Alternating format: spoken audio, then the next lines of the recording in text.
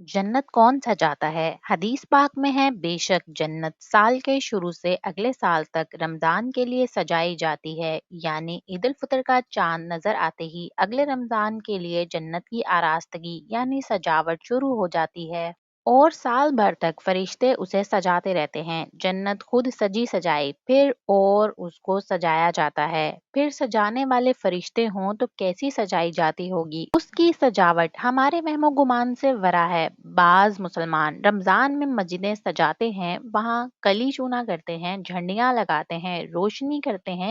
उनकी असल यही हदीस है। जी हाँ, जन्नत सजाई जाती है।